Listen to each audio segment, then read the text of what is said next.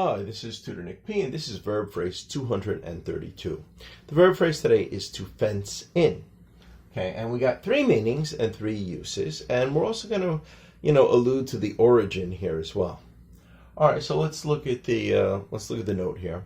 The origin of the word fence actually is derived from defend, or from Middle English defends. The term fend off, fencing, etc. are related to the same origin. Yeah, I did an older verb phrase video on fend off. Fend off means you're trying to keep something away, keep something dangerous away. Fend off attackers or fend off some mosquitoes or something like that. And fencing, remember, fencing is the sport of sword fighting. I always used to wonder, what does fencing have to do with sword fighting? But it really is related to defense, and that makes perfect sense because when they're sword fighting, they're defending each other with the swords. So anyway, are related to the same origin. So let's take a look at the first one here. To construct a fence around something. So this is the most basic meaning.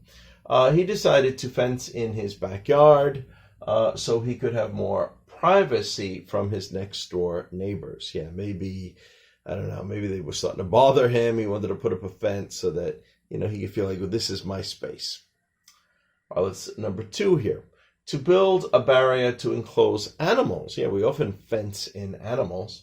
That farmer built a new pig pen to fence in his pigs, or really any sort of enclosure he might build to keep certain animals, within a certain area. He might try to fence them in so they just don't wander. All right, number 3 here. To restrict or limit someone. Okay. I would feel fenced in if I dormed at that school. They have a 10 p.m. curfew. Yeah, if you're a college student, you don't want to have to follow those rules of being back by 10 p.m. But maybe this college is a stricter college for some reason, and they want you back by 10 o'clock at night. And so, of course, it's kind of limiting your freedom. So he might feel fenced in that sense.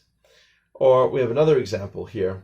I already signed the contract. We are fenced in. I cannot get out of it. So you're kind of limited. You're restricted. You have to stay in it because you signed this contract already. Okay, good. And here we just have a little bit more of a note. They say the origin of the meaning about being limited or restricted had become popular due to an old Cole Porter song, his cowboy folk song called Don't Fence Me In, of course. The idea stressed that cowboys loved open lands and open spaces, and this way the cowboys, they don't want to feel limited. They don't want to feel restricted, tied down, something like that. So that's where we got it more about limits and control, as opposed to like just an actual, barrier or enclosure. Okay, anyway, I hope you got it. I hope it was clear. I hope you found it interesting. Thank you for your time. Bye-bye.